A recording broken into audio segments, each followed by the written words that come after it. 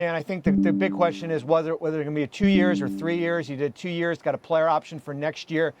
Can become a free agent again. I think we've talked about LeBron taking the discount for a player like Klay Thompson. Certainly he elected to take the full amount, and rightfully so. I think it's just interesting where it leaves them financially moving forward. They are right at the second apron, which is at $190 million. Woj reported that there's still discussions between Rich Paul and LeBron and the Lakers about maybe taking $1 million less to give them a little bit more flexibility here. But they're going to have to be awfully creative on how they add to this roster outside of their own core group based on the restrictions that they have now.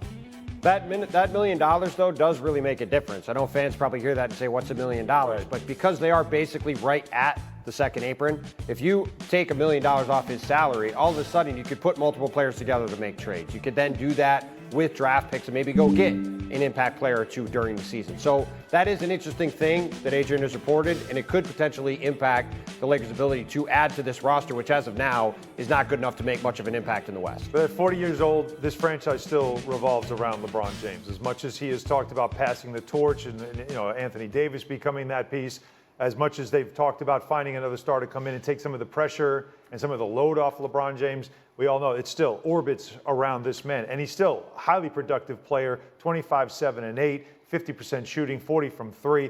Like, for his age, it's remarkable what he's still doing at this point in his career.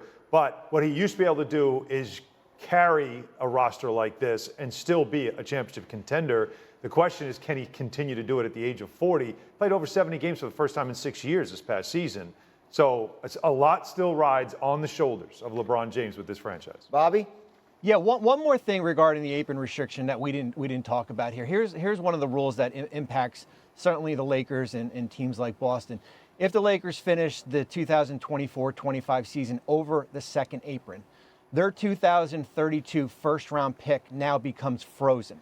That means they do not have the ability to trade that in a future deal here. So there's a goal, certainly, to remain below that apron. And when you are making trades, the apron is triggered based on your post salaries, your salaries post-transaction.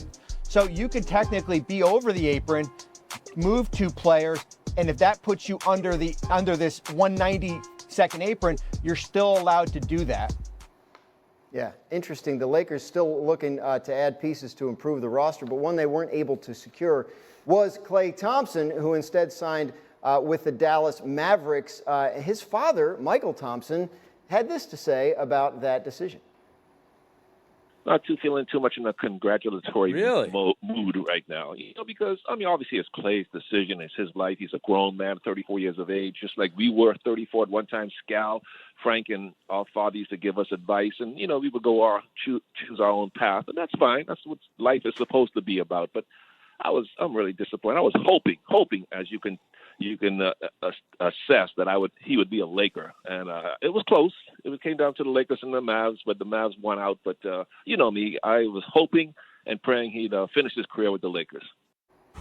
Yeah, Tim, hope is nice, but you were not surprised that Klay made this decision in the end? No, Klay Thompson chose the right decision on several levels. He chose the right decision from a basketball level and from a competitive standpoint. He's a better fit basketball-wise, playing off of Kyrie Irving and Luka Doncic, and he's a better fit from a chance to win standpoint because the Mavs were, by the way, in the NBA Finals, and the Lakers, by the way, won one playoff game or were in the play-in tournament. And that is the land that they're going to be living in for the next couple of years, whereas Dallas, with Luka Doncic and Kyrie Irving, has got a chance to be at the top of the West. So this is very simple for me. Bobby, you talked earlier about the apron situation and why the Lakers might have a little bit of difficulty adding, but it's the way their roster is constructed, right, that's really holding them back?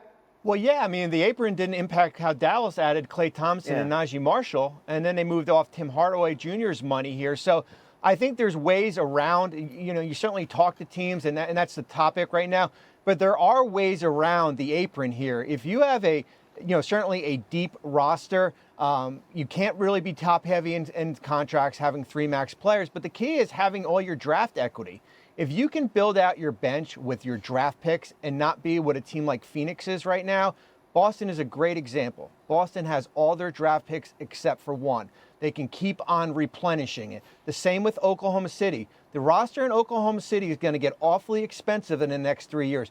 But what Oklahoma City has that nobody else is, they've got 16 first-round picks in the near future. You can keep on replenishing your bench with inexpensive contracts here. Yeah, and so they're set up. We talk about these teams that are contenders. The Lakers haven't been one, right? I mean, obviously they were in the finals a couple years ago, but they haven't really been a top-level contender. What will it take to get them back there? Hot tub time machine. I don't really know what it'll take because you still have at the very top one of the great players. So they have LeBron James. I mean, I just said this a few minutes ago. He's still playing at a high level. He is still somebody that if you can get him to the playoffs, we saw it 2 years ago. Just get him there, and you have a chance to win every series with the right matchups, of course. So that's the struggle for the Lakers has to be the regular season and getting him there. Because if you're expecting to play another 70-plus games again this year, that's asking a lot for a guy who's 40 years old that you want to have still have gas in the tank.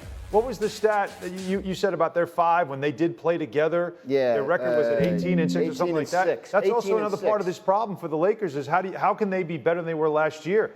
Gabe Vincent wasn't healthy. They had signed him. That was an interesting, a really nice. I love that pickup. They took him from Miami, who had a run. He was very good in the playoffs for Miami. He really hardly played. Defense perimeter was a major issue. That's what he brings. Jared Vanderbilt, same thing. So if they can get healthy and keep that 5 and see what they can get out of it, J.J. Redick's got to coach him up. This coaching staff's got to coach up some guys. That's how you become competitive because you still have LeBron, you still have AD. That should be enough to keep you competitive in the West and in the NBA. The last 12 years, the Lakers have been a top 6 team. Yeah, that's incredible. That's incredible. It's not going to change this year. They did add a couple pieces, as everyone else did in the draft last week. And yesterday they introduced Bobby as our front office insider. What exactly will that opportunity look like for Bronny James? Yeah, I mean, JJ hit it right on the head. JJ Redick is his player development. I mean, I look at Bronny James' rookie year almost like his freshman year at USC without the cardiac incident here, and it was such an uneven year. But I would expect him to spend a lot of time with the South Bay Lakers, their G League team, at least for this year. We have Summer League starting in Sacramento. There's going to be the Las Vegas Summer League. It's all about player development, how he gets on the floor in the near future, certainly developing that shot there. It's going to be on the defensive end. That's going to be his bread and butter as far as how he finds his niche in this league.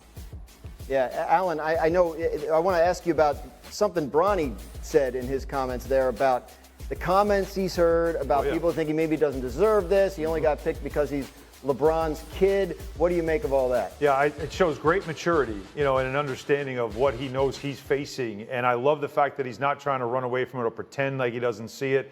He's embraced it. He knows that there are the haters out there. He knows. He sees you in the comments. He sees some of the people in the media as well that talk about nepotism and that he doesn't deserve it and all that stuff.